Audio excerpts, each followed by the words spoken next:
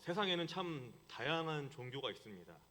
대표적인 종교 몇 가지만 말씀을 드리자면, 먼저 우리가 믿는 우리의 종교인 개신교, 즉 기독교가 있습니다. 그리고 가톨릭이 있고 또 유대교가 있습니다. 또 다른 종교로는 불교, 힌두교, 또 이슬람교, 그리고 그 외에 정말 많은 종교가 있습니다. 이 많은 종교 중에 전 세계적으로 가장 많이 전파되었고 또 영향력이 가장 큰 종교를 꼽으라면 단연 우리의 종교인 기독교를 들 수 있을 것입니다. 그런데 이 기독교가 처음부터 세계적인 종교였을까요? 물론 아닙니다. 원래 기독교는 중동의 아주 작은 지역에서 시작된 종교였습니다. 그리고 그곳에서도 많은 사람이 믿는 종교는 아니었습니다. 그런데 어떻게 이 기독교가 지금 전 세계 사람들이 믿고 있는 종교가 되었을까요? 이 중동의 변방 땅에서 시작된 이 종교가 지구 반대편인 우리나라에도 전해지고 또 지금도 이 전 세계에 퍼져나가고 있는 종교가 되었을까요? 기독교 역사 안에서 주목할 만한 사건들이 몇 가지가 있습니다. 모든 장면이 다 소중하고 귀하고 특별하지만 몇 가지만 꼽아보자면, 먼저 모든 것의 시작인 천지창조가 있습니다. 하나님은 말씀만으로 이 세상을 창조하셨습니다. 그리고 예수님의 탄생과 부활이 있습니다. 신이신 하나님께서 인간의 몸으로 이 땅에 오셨고 또 그 인간을 사랑하시기에 우리 인간에게 있는 모든 죄를 용서하시고 또 그러기 위하여서 그 하나님이, 그 예수님이 우리 대신에 십자가를 지시고 돌아가셨습니다. 그리고 죽음을 이기고 부활하셨습니다. 이 두 사건이야말로 기독교 역사에, 아니 이 인류의 역사에 가장 큰 사건이라고 할 수 있습니다. 그리고 또 한 가지 정말 중요한 사건이 있는데요. 그것은 바로 오늘 본문에 나오는 사건입니다. 바로 오순절 성령 강림 사건. 이 사건이 왜 중요하냐면 이 일을 통해서 복음이 전 세계로 전파되었기 때문입니다. 사도행전을 누가 썼을까요? 바로 맞습니다. 누가입니다. 그리고 이 누가는 이 사도행전과 더불어서 사복음서의 한 권인 누가복음을 썼습니다. 누가복음은 바로 예수님으로부터 시작된 하나님 나라에 관한 책이라고 할 수 있습니다. 그리고 이 사도행전은 그 하나님 나라가 어떻게 전파되고 또 어떤 식으로 확장되었는지를 기록한 책입니다. 이것이 중요한데요. 기록한 책이라는 것이 중요합니다. 이 기록이라는 것은 지어낸 것이 아니라 실제로 일어난 일을 의미합니다. 그리고 누가의 직업이 무엇이었죠? 의사였습니다. 매우 이성적이고 또 실제의 일에 많은 관심을 가졌을 것입니다. 이야기를 지어내거나 아니면은 별것 아닌 일을 크게 부풀리거나 하는 일은 아마 없었을 것입니다. 누가가 사도행전을 기록했다는 것은 이 사도행전에 있는 내용들은 꾸민 내용이 아니고 실제로 일어난 일이자 기독교의 역사 그 자체라는 것을 의미하는 것입니다. 우리는 이 사도행전을 통해서 기독교가 확장된 두 가지 모습을 보게 됩니다. 하나는 이 지역의 확장입니다. 이 사도 바울은 선교 여행을 3번을 갑니다. 그 당시에는 이 교통도 불편하고 위험했을 텐데 이 바울은 아프리카에서 이탈리아 로마까지 선교 여행을 가게 됩니다. 3차례에 걸친 이 바울의 선교 여행은 기독교가 지리적으로 또 공간적으로 확장하게 되는 계기를 마련하게 됩니다. 사도행전을 통해 볼 수 있는 또 다른 확장의 의미는 바로 이 복음의 확장입니다. 바울 이전의 복음이란 그저 이스라엘 사람들만 알고 있던 것이었습니다. 그런데 이 바울의 선교 여행을 통해서 예수님의 복음이 많은 사람에게 전해집니다. 많은 이들이 복음을 접하고 성령으로 변화됩니다. 그리고 이렇게 또 변화된 사람들이 또 다른 바울이 되어서 하나님 나라의 확장을 이루게 되는 것입니다. 하나님 나라 확장의 시작이 바로 이 사도행전에서 강조가 된 것입니다. 그래서 사도행전이 중요합니다. 하나님 나라는 죽어서 가는 곳이 아닙니다. 다른 종교는 단순히 이 세상에서 착한 일하고 좋은 일 하다가 죽으면 이 다음 생에 아니면 내세에 좋은 일이 있을 것이다 라고 가르칩니다. 그러나 하나님 나라는 그런 것이 아니라 바로 이 순간 우리가 살고 있는 이 땅 가운데 이루어져야 하는 것이 바로 하나님 나라입니다. 단순히 복을 위한 다른 종교의 가르침과는 확연히 다른 것이죠. 사도행전이 중요한 이유는 하나님 나라가 이 땅에서 어떻게 펼쳐지는지 보여주기 때문입니다. 하나님의 통치가 온 세상에 전파되는 것, 하나님의 뜻이 온 세상에 이루어지는 그 하나님 나라. 예수님이 돌아가신 후 바울과 다른 제자들을 통해서 이 확장되는 기독교와 이 복음의 전파를 통해 점점 넓어지는 하나님 나라의 모습을 사도행전을 통해서 우리는 확인하게 됩니다. 다시 말씀드리지만 오늘 본문은 매우 중요합니다. 예수님이 아닌 다른 사람을 통해서 복음이 전해지는 첫 번째 장면이기 때문입니다. 예수님은 승천하시기 전에 하나님 나라를 가르치고 또 말씀을 전하시며 또 아픈 사람을 고치심으로 복음을 전하셨습니다. 그리고 예수님은 승천하시고 이 복음 사역이 잠시 중단이 됩니다. 그러다가 다시 시작이 되는데 그 시작이 바로 오늘 본문이라는 것이죠. 오늘 본문은 한 사람의 설교를 다루고 있습니다. 그 사람은 바로 베드로입니다. 베드로가 누구입니까? 예수님과 각별한 사이의 제자였습니다. 그리고 예수님을 모른다고 3번이나 부인했던 사람이기도 합니다. 다시는 예수님을 믿는 사람들 앞에 나서기 쉽지 않았을 것인데 무슨 일이 있었는지 베드로는 다시 한번 사람들 앞에 나서고 말씀을 전하기 시작합니다. 그런데 이 베드로가 왜 예수님을 3번이나 모른다고 부인했을까요? 왜 그랬을까요? 너무나 간단한 이유입니다. 자기가 죽을까 봐. 예수님이 십자가에 못 박히셨을 때 그때의 죄명은 반역죄입니다. 반역죄. 그때 당시에 가장 나쁜 죄이고 이 잡히면 바로 죽을 수도 있는 그러한 중한 범죄입니다. 베드로가 예수님과 함께했다는 것을 만약에 다른 사람이 알게 되면 베드로 역시 반역죄로 잡혀가고 또 죽을 수도 있게 되는 것입니다. 베드로가 비겁할까요? 베드로가 나쁜 사람일까요? 우리가 베드로가 믿음이 없다고 그를 비판할 수 있을까요? 우리는 성경을 읽으면서 너무나 쉽게 말합니다. 이 사람이 이렇게 행동한 것은 그가 믿음이 없어서라고. 아니, 예수님을 믿는다고 하면서 예수님의 제자라고 하면서 어떻게 저렇게 행동할 수 있지? 비판하는 모습이 우리에게 있다는 것이죠. 그런데 우리는 어떻습니까? 베드로와 같은 모습이 우리에게는 없을까요? 예수님을 모른다고 배신했던 베드로와 같은 그 연약한 믿음이 우리에게는 없냐는 말입니다. 사실 우리도 마찬가지입니다. 세상에 나아가서 나는 그리스도인입니다. 당당하게 외치실 수 있으십니까? 지하철이나 아니면 공공장소에서 성경을 펴고 읽으실 수 있으십니까? 직장이나 학교에서 식사할 때 동료들이나 아니면 친구 앞에서 기도하고 식사하시는지요? 사실 이것도 굉장한 용기가 필요한 일입니다. 쉬운 일이 아닙니다. 그렇지만 목숨을 내놓을 만한 일은 또 아닙니다. 그런데 베드로는 이 목숨을 잃을 수 있다는 것이죠. 예수를 안다고 했다가는 바로 잡혀갈 수 있는 그 상황에서 베드로는 무엇을 할 수 있었을까요? 베드로를 정죄하기보다는 그의 연약한 믿음이 혹시 나의 믿음과 같지는 않을지 돌아봐야 할 것입니다. 그런데 오늘 말씀을 보면 이 우리와 같은 이 연약한 믿음을 가졌던 베드로가 지금 사람들 앞에 서서 설교를 하고 있다는 것입니다. 이때는 예수님이 돌아가신 지 몇 년 되지 않았을 때입니다.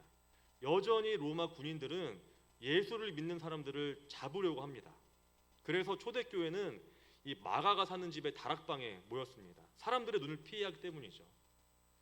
그런데 베드로에게 어떤 일이 있었길래 이 목숨을 내놓고 많은 사람들 앞에서 이 예수님의 그리고 이 하나님의 말씀을 전하는 것일까요? 이 일이 일어나기 직전에 어떤 일이 있었는지 알아야 합니다. 그러니까 오순절 날 많은 성도가 모여 있었습니다. 그리고 그 자리에 성령이 임합니다. 그 모습에 대해서 성경은 이렇게 이야기합니다. 난데없이 강렬한 바람 소리 같은 것이 났고 그것이 온 건물을 가득 채웠습니다. 그리고 성령이 불처럼 무리 사이로 퍼졌고 성령이 임한 사람들은 갑자기 여러 다른 언어로 말하기 시작했다라고 말합니다. 이때 그 자리에는 각국에서 온 유대인들이 있었습니다. 이스라엘의 절기인 이 오순절을 기념하기 위해서 이 나라 저 나라에서 유대인들이 다 이제 모인 것이죠. 성령이 임한 후에 그들은 깜짝 놀랐습니다. 아니 어떻게 이 사람들이 다른 나라 말을 할 수 있는 것이지? 어떻게 갑자기 영어를 하지? 어떻게 갑자기 프랑스어를 하지? 어떻게 스페인어를 하지?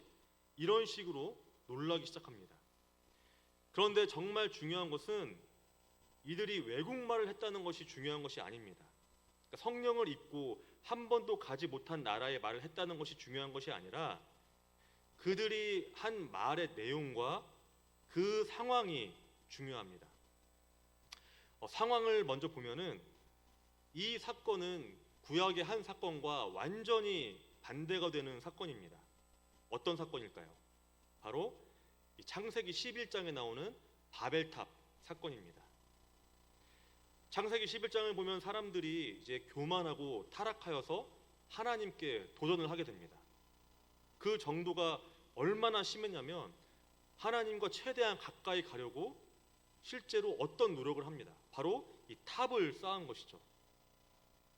그래서 탑을 쌓는데 그 탑이 바로 바벨탑입니다. 하나님은 그러한 인간들을 흩으십니다. 바벨이라는 말은 혼잡이라고 합니다.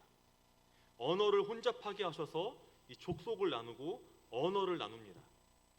인간은 흩어지고 분열이 일어나고 다툼과 투쟁과 전쟁을 일으킵니다. 이에 반대되는 사건이 바로 오늘 이 본문의 사건이라는 것이죠. 하나님은 성령을 부으시고 흩었던 그 언어를 다시 합하십니다. 그들의 마음을 모으고 회복시키십니다. 그들은 다양한 언어를 말했지만 그 내용은 같았습니다.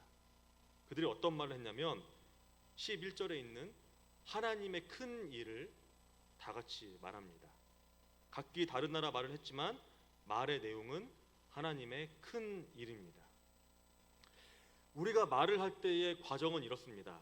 먼저 생각을 하죠. 어떤 말을 할까 생각을 하고 이 말을 해도 되겠다 싶으면 입 밖을 거쳐서 말이 됩니다. 그러니까 말은 뇌를 거쳐서 나오는 것입니다.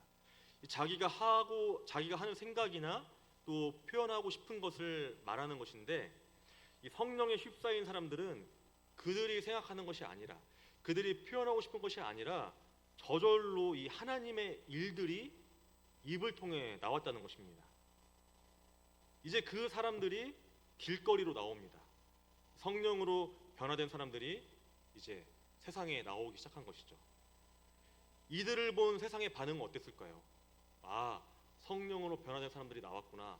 이제 하나님의 큰 일을 우리에게도 행하겠구나 하면서 그들을 환대하고 또 그들을 맞이했을까요? 아닙니다. 세상은 그들을 술에 취했냐라면서 손가락질합니다. 그런데 이들이 술에 취했습니까? 아닙니다. 이들은 성령에 취했습니다. 왜 사람들은 이 성령의 역사를 경험한 이들을 보고 술에 취했다고 했을까요? 좀 이상하고 당연하게 들리실 수도 있겠지만 저는 술을 참 싫어합니다. 제가 친구들이랑 어울릴 때도, 대학생 때도, 군대 있을 때도, 또 직장 다닐 때도 참 여러 번의 술의 유혹이 있었는데 다 이겨낸 게 접니다. 심지어 군대에 있을 때는 술 안 먹으면 맞는다고 했는데 맞은 사람이 바로 접니다. 그 정도로 제가 술을 싫어하는데 사람들은 왜 술을 마시고 왜 술을 좋아할까요? 제가 언제 한번 사람들한테 물어봤는데 이렇게 얘기하더라고요. 취하고 싶어서 좋아한다. 취하고 싶어서 좋아한다. 그래서 또 물어봤습니다. 취한다는 게 도대체 뭐냐 물어봤더니 취하게 되면 달라진다고 하더라고요. 기분이 달라진대요. 우울했던 기분은 좋아지고 너무 좋으면은 약간 좀 그 기분을 좀 다운시켜주고 해서 자기를 평소와 다른 모습으로 만들어주기 때문에 그 술을 마시는 걸 참 좋아한다고 이야기를 합니다. 제가 이 술을 싫어하는 이유가 바로 이것 때문입니다. 그저 고작 이 액체 때문에 이 사람이 변하고 바뀌는 게 참 저는 싫더라고요. 그런데 이 취하는 것, 이 술 말고도 취하는 것이 있는데 그것이 바로 성령입니다. 성령에도 취합니다. 이 술에 취하면 사람이 변하는 것처럼 성령에 취해도 사람이 변합니다. 그리고 그 변화된 모습은 다른 사람이 알아보기 쉽게 변하게 됩니다. 성령에 의해 사람이 변화된 것을 세상도 보게 되었습니다.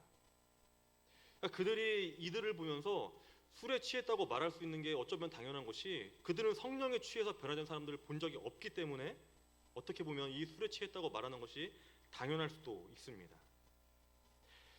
사람들은 말합니다. 도대체 이 사람들은 뭐지?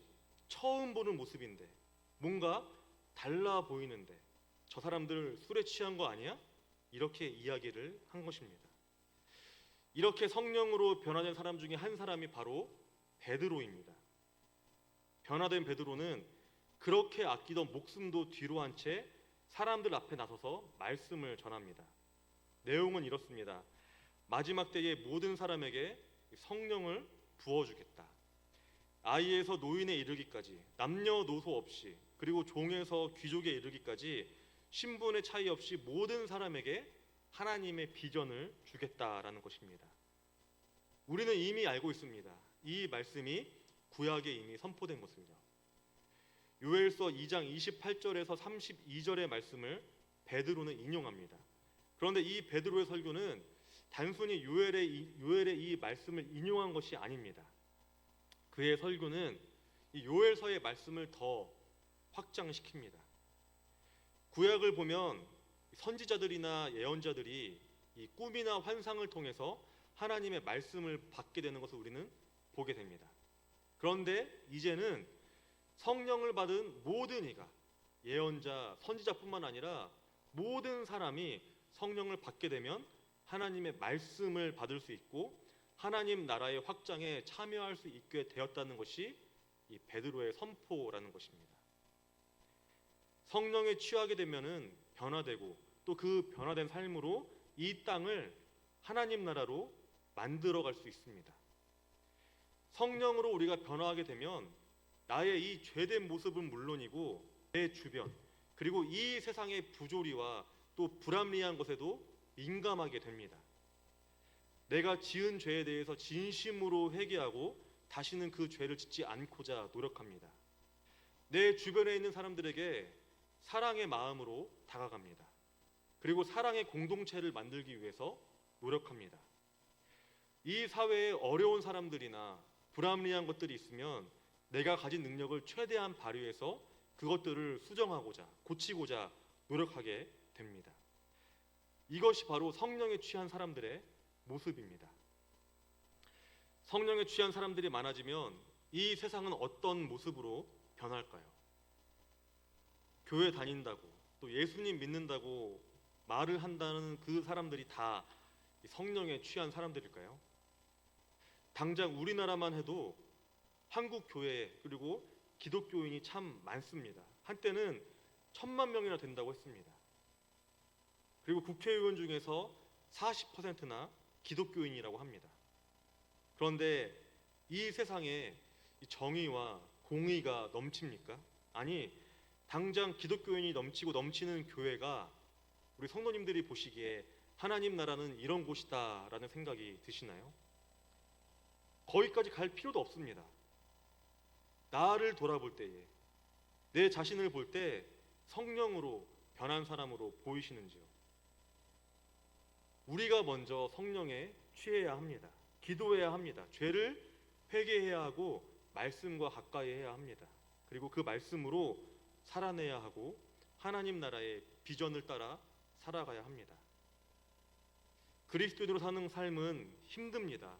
세상의 편함과 가치에 편승하지 않고 어쩌면 그것에 반대되는 삶을 살아야 하는 것일지도 모릅니다. 그렇기 때문에 우리는 더 기도해야 한다는 것이죠. 더 힘을 달라고, 또 버틸 수 있는 지혜와 용기 달라고 기도하며 나아가야 합니다. 이 예배의 자리를 통해서 하나님은 그런 우리를 위로하십니다. 한 주 동안 너무 힘들었지만, 한 주 동안 세상 사는 것이 너무 고통스러웠지만 그래도 이 예배 자리에 나와서 이곳에 있는 것은 그런 우리를 위로하시고자 주님께서 우리를 부르신 것입니다. 이것이 바로 우리 그리스도인이 사는 삶의 방식입니다. 초대교회 교인들도 이런 삶을 살았고 앞으로도 그리스도인은 이런 삶의 방식으로 살아갈 것입니다. 성령은 우리를 변화시켜서 믿음을 더욱 성장시키고 하나님 나라를 이루게 하십니다.